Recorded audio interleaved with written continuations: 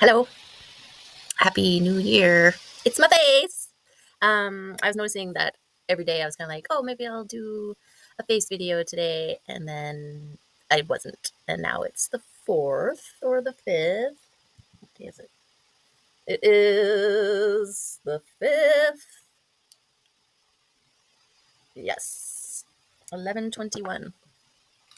So I had a great holiday because I gave myself zero expectations. I gave myself zero obligations, and it was wonderful. I actually came across something that talked about like how December and January are supposed to be times where you go in and you release the things that have died or need to be released, and it's about doing the internal work and setting intentions and all that kind of stuff. And it's just so bizarre to me that like it's held hostage by this event that is so stressful, stress inducing, poverty inducing, what is it, consumer inducing.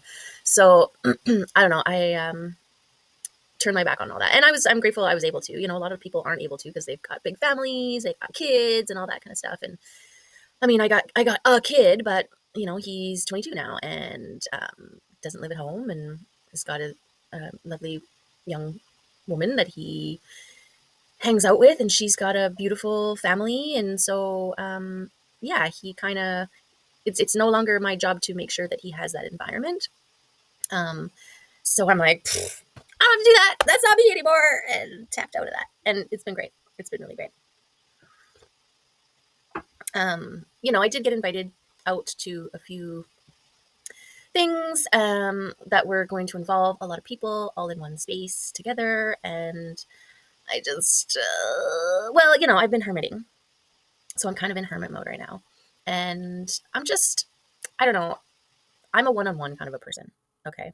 Like, I don't mind going to events with somebody, because you're kind of in it together and sharing with it, and a united front, right? You got somebody to back you up. You got somebody you can, nuzzle into if it gets too overwhelming or whatever. But by myself going into these events where everybody's like coming in with people and having people, and like, okay, so my family, I'm kind of um, ousted or self-ousted out. I've been out of my family. Um, and they live just like about an hour and a half away. Some of them, and my family's huge. But there's a little group of them that lives close by.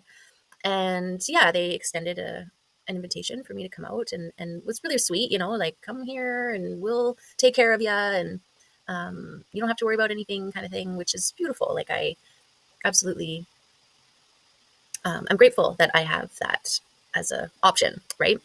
But it was like, well, everybody's going to be here. And so you can kind of see everybody at the same time. But that was the thing with my big ass family that are all neurodivergent.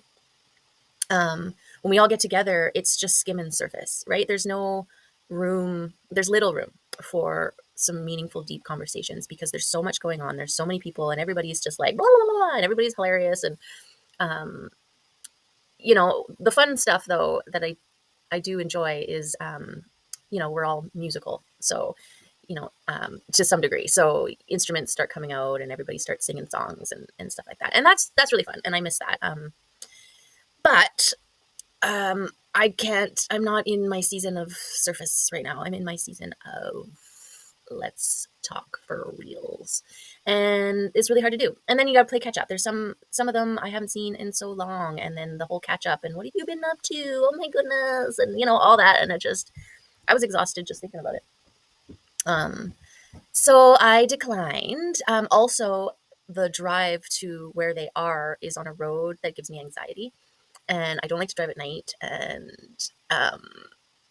there's reasons. There's reasons, legit reasons. So, anyways, the other invite that I got um, was oddly more inviting to me, not my family. Um, but have known them for many, many, many, well, since I was 15 years old, really, in and out. And I entertained that. I almost went to that one. But again, it was me coming from a secure, safe space that has just me in it into a space, somebody else's space, that had like 10 plus people in it. And again, me being the only solo coming in there. I don't know. I just really felt it this year. The whole, like, I don't have a problem with being solo. I've been solo for ever, really. Um, and yeah, I guess it's a mask. I guess it's been kind of a mask being the solo Joe, and being okay with that. No, it is a thing that I'm okay with. I'll take myself out for something to eat and sit there and eat it and, by myself, and I'll go places. I'll do stuff by myself. But I guess I was just checking in with myself more this year. And anytime that I was like, oh, I probably should, or, nope, nope. And so yeah, it's been great. It's been great. But I really, really understand the whole witch in the woods, living by yourself in the forest. I hear that. And I can also recognize how that is a threat, or that was a threat back in the day. It probably still is to some degree. Like the narrative that if you are single over a certain age, or, like I'm watching Bridgerton right now. And it's 20, I think she's 27. It's season 2, and it's the sisters. And the older sister is trying to set up the younger sister to get married and stuff like that, and she just wants to be alone because she figures, because she's 27 now, that she's too old to marry, and so she just will be happy living by herself. And she's being called or referred to as a spinster, right? Like, we've heard it our whole lives, right? Don't be that old. There's all those shows where there's that one aunt that, you know, is single, and everybody just kind of carries her around because nobody's going to look after her. And, don't be like crazy old Aunt Urfa or whatever. Right. And, yeah. And then the other thing that I recognize too is this, I always end up going back to the witch burnings, right? Because I just feel like it was a movement to stamp out strong, independent, well, individuals, but majority were female. And I think that when one gets to a certain stage in their spiritual, emotional self growth realization or whatever, you stop looking outside of yourself for the external validation, for the other people to acknowledge you, and or get your power from. You've tapped into an alternative source that isn't reliant on other people, for your sense of self, for your empowerment, right? Like the earth, nature. And I think those individuals start to emanate a frequency. They start to have different conversations with their environment, like, noticing the birds and the wildlife and the plants and the forest and stuff like that. And then you have cats. Okay, so cats are highly sensitive creatures, and they are drawn to that frequency, whatever that frequency is. Like, for a while there, I didn't have any cats. After I had euthanized my most favorite kitty ever, because he had kidney failure and would go through these stages, where you'd have like episodes or whatever. And anyways, we're not going to get into that, but it was a really tough decision, and it broke me for a while there. And I went a good 8 years or so without another cat, another animal. But they were coming around. They were hanging around, these cats, walking through my yard, interacting. And then when I did finally get a cat, it wasn't even my cat. It was for my son. And he would go back and forth between his dad and I, and he would bring his cat with him back and forth, so that the cat was always with him. He was the constant, right? As opposed to the cat staying with me, and then he goes, well, now me and this cat have this whole week to bond together. And then he comes back, and well, now he's my cat, right? So that was the theory. But circumstances eventually led to that cat living with me permanently, staying with me permanently. And so I guess he's my roommate right now. But there were cats hanging around. They were just like, who's this cat now? Who's this cat now in my yard? Who's this? What does he want? Right. And I'm not I'm not instigate. Well, I guess my yard is fun, right? They walk in, I see them. They walk in one side and they're just like, "What? Where am I?" And I also have a lot of birds. But anyways, I was gonna try to just to defend and say that I do nothing to attract these cats, but my existence attracts them, and this is my point, right? Like this whole idea of like spinsters being cat ladies. And I'm not trying to say that there aren't people out there with some serious issues with cats. Okay, I've seen some stuff, like the cat hoarding and the cat swarming. I don't like anything swarming. I'll tell you that right now. I don't care how cute they are. Um, Once they start swarming, and I've already got a swarmer. I've got one cat who she's the swarmer. She just the other one just sits there and she'll swarm around him. It's really hard to take pictures of the two of them together because of that. But anyways, so I've had people who were supposed to be friends in my life who were trying to push that narrative onto me, because I have been single for so long, and I happen to like cats, and I have one. Well, now I have two, but after living in one spot for 22 years and all these cats showing up in my freaking world and me shooing them out of my world, um, it was bound to happen that one of them would stay.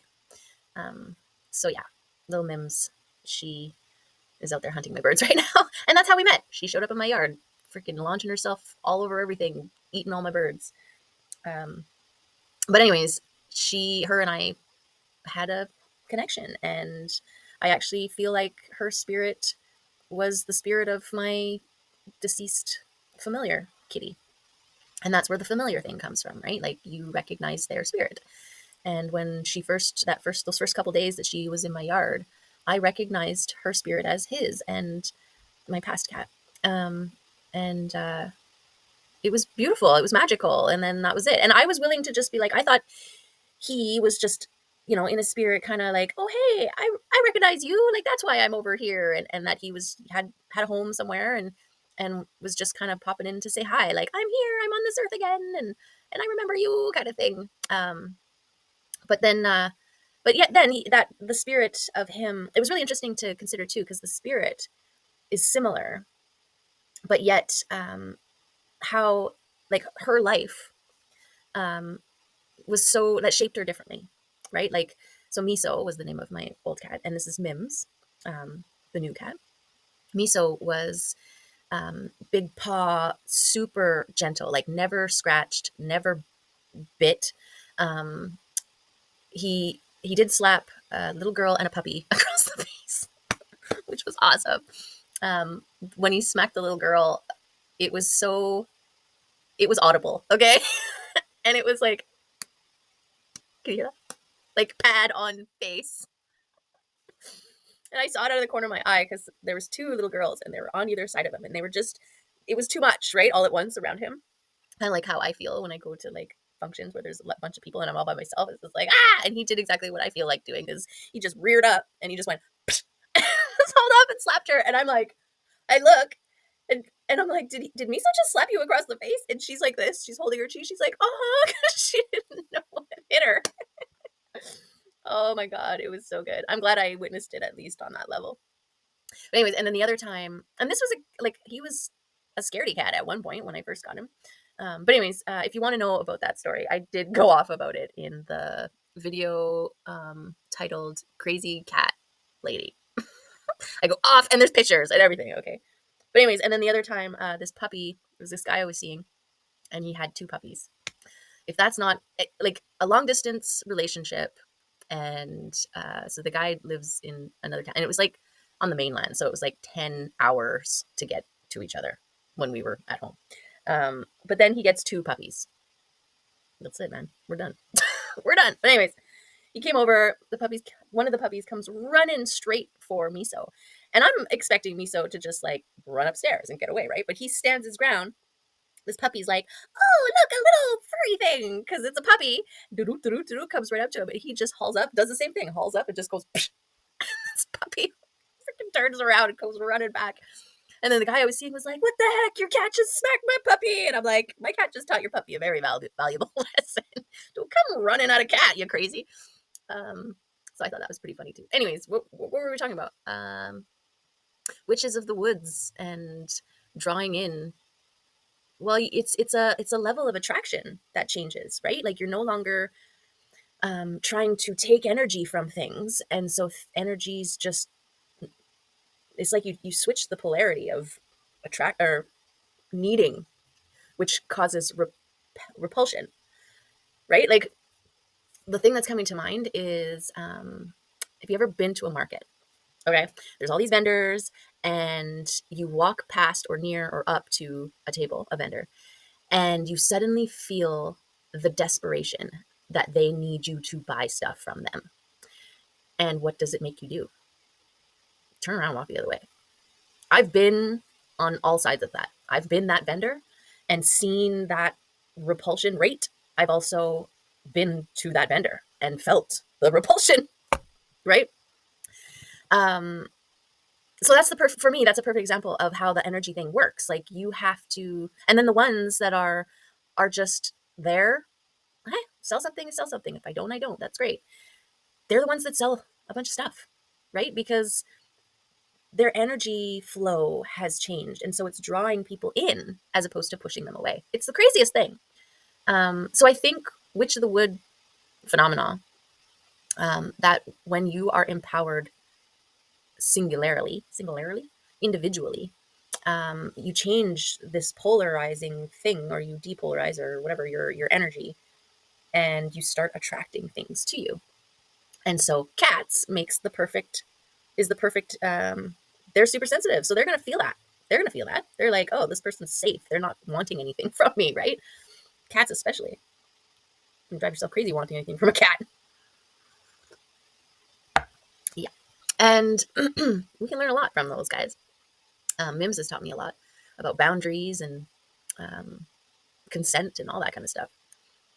She is typically non-consenting unless she comes to me, and she never comes to me when I want her to come to me. It's usually when I'm like busy doing other stuff, and then she's like, oh, this looks like a good time for me to come to you, and you're like, no, get away. And then she's like, I love you, and you're like, no. But then when you're like, oh my god, you're so cute, come here, she's like, and that's okay. It's hilarious. But we can learn a lot about all those things. So yeah, part of my hermiting was about me really familiarizing myself with how this energy thing works. I've always had a relationship with energy, and I've also had, to deny, ignore, all the things that I've felt, seen, and heard, and whatever about energy. And so this year, this pulling away from all the people has really been about me reestablishing my connection with my own energy and just the energy. And because I'm a recovering people pleaser, it the only way it could have happened for me is for me to walk away from everybody, because when there's somebody that I have to regulate, make sure they're happy. That's what my system was programmed for, is that you put yourself aside and just make sure the other person is covered, right? And then that's it. And then you wait for the next day to see what else needs to be done to maintain them for them, right? It's bizarre, but this is the world we live in, and this is actually kind of how we're been conditioned to live, right? To go to, or to tap into other people for the energy. And so it is the witches in the woods who have figured out a way to, or the people who no longer need other people, become empowered because they figured out how to access an energy that doesn't require the manipulation, abuse, and use. Oh, Mims just got a bird. Yep. I can't run out there and try to save them anymore. I tried that and it was traumatizing, and I swore I'd never do it again. It didn't help anybody. It was not good. It was not a good scene, man. And so, oh, there goes darkness. He wants a piece of it. Now I gotta see. Hold on. No, they're out. They're out of the yard now. Anyways, chaos, right? Where were we? Witch of the Woods, emanating a frequency, tapping in. So that's threatening to the system that is dependent on the majority of people being dependent on each other, right? Because how easily manipulated are we? Oh, my camera just cut off. I think we're easily manipulated when we are looking to others for external validation. First of all, there's the fear of being seen by others in a certain way, right? And so you're more likely to bend, change, shift your beliefs and ideas and thoughts and everything around someone else's for fear of being seen as someone who is wrong, sees things differently, whatever, right? Like there's an attachment. It's like the whole psychology behind um, conspiracy theorists, right? Um, it was actually a term by like coined by like the CIA or something like that. Somebody in the psychology department who was trying to figure out how to manipulate people or control people in that sense. So there's like this huge push that anybody who questions or who is deemed the conspiracy theorist as being someone, um, ridiculed, dismissed, all of those things that conspiracy theorists typically have to deal with, right? Belittling, gaslighting, all of those things. It's modeled everywhere. It's pushed through media and movies and just everywhere.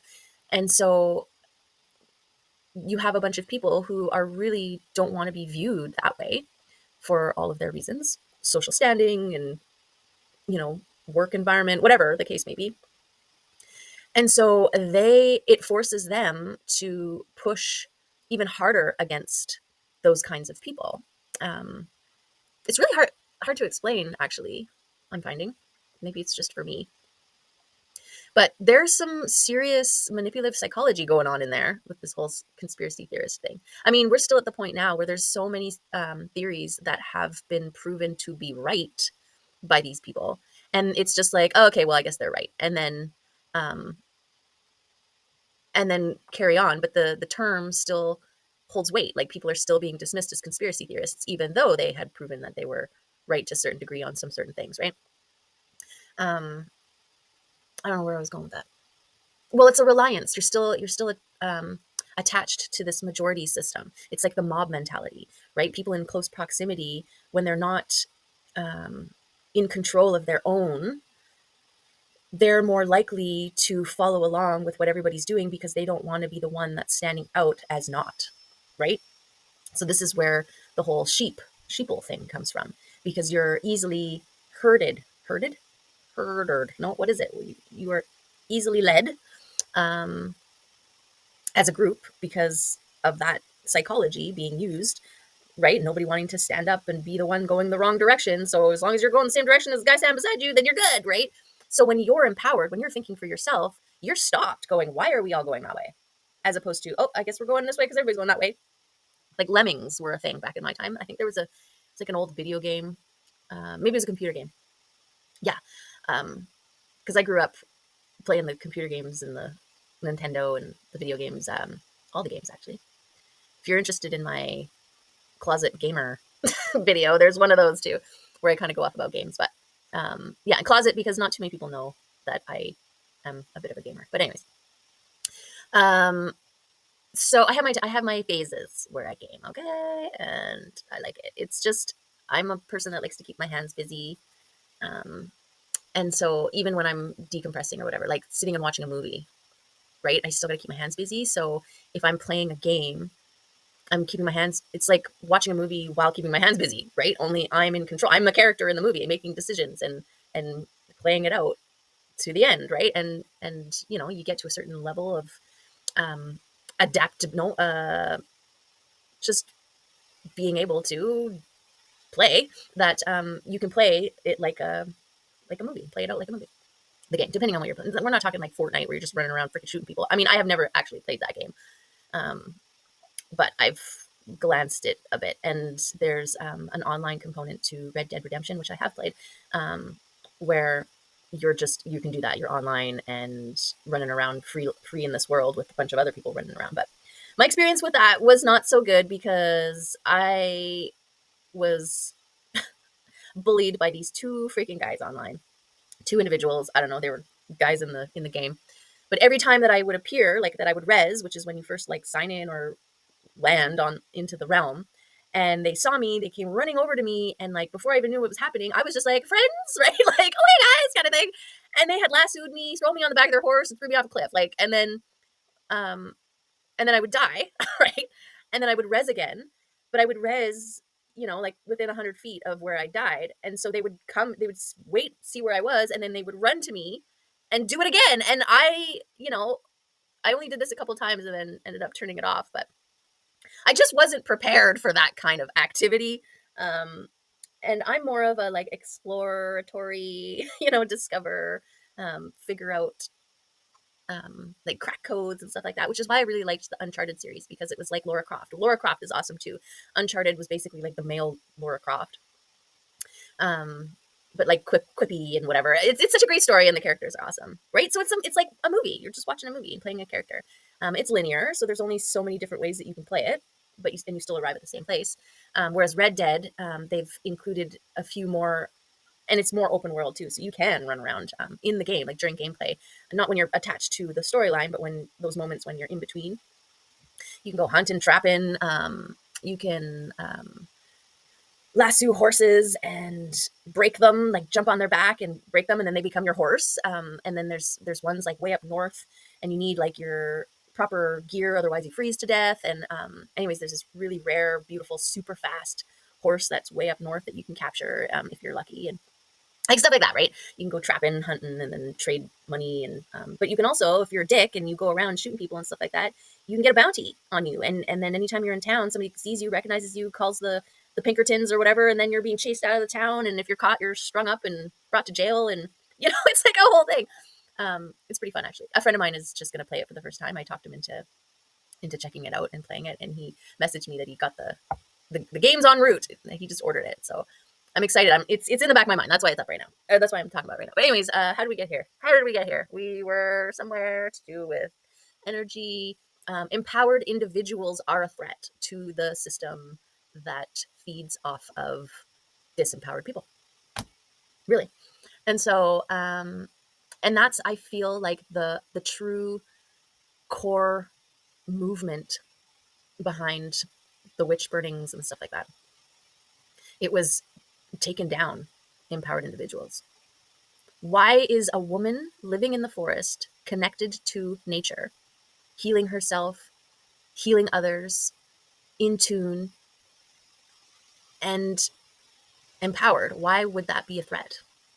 Right? Because it's contagious. Because when you have a person standing in the middle of a mob that's moving this way, going, wait a second, why are we going this way? Then that's going to catch on, right? Then you're going to have, at least one or two being like, what did that person? Yeah, actually, why? I never thought to ask, right? And it wasn't because, and I wouldn't have if it wasn't for this person who did think to ask, right? And so the motivation is to take out anyone who would think to ask, and then leave the ones that don't. And you can see evidence of that formula everywhere, even now. And so I think it's really important that when individuals do stand up against the crowd, that we should really take a minute before we hammer that nail down. We should consider what they're saying, consider their perspective, consider that we might be part of that, the lemmings that are about to go off the cliff. Okay, so that was the thing with the lemmings. That's how we got there. The lemmings. Okay, so they're like this small creature. I think they're real or whatever. But they do that too. They just follow the guy in front of them. And so what was the game now? It was something to do with you had to move these lemons from point A to point B through all these certain things, and you had to consider, like, basically corral them. You had to consider that if you weren't leading them properly, like that they would just, if one ends up going off a cliff, then they all do, because they follow the guy in front of them. And that was their thing, right? Lemon mentality. They're not thinking for themselves. They're not looking ahead of them and seeing all their brethren falling off a cliff and being like, maybe we shouldn't be going this way. I'm going to stop. They're just like, this is what we're doing. Commit. So we'll give them that. But yeah, I lost it. I lost my train of thought. But I think what I was trying to say was all in there. So I feel like I am in an empowered state. She's back looking for more. You crazy? She's crazy. She let this bird at the front of my sliding glass door, disemboweled. It looked like, a science project where they open up the middle so that you can kind of see everything. How does she even do that? Like, and also, ew, I don't want to have to look at that. I have a pair of long chopsticks that I keep by my door so that I can pick up the feet and the heads and the carcasses that she leaves there and fling them away. I don't want to touch them. And I also, gross, right? But thank you for thinking of me and sharing your gifts. Anyways, so yes, I feel like I am so the witch of the woods right now, except for I'm not living in the woods, damn it. But I'm doing a pretty good job pretending I am. I collect lots of wood and driftwood and stuff like that, and I throw it all in my garden to emulate forest type ness. Yeah, and the birds love it.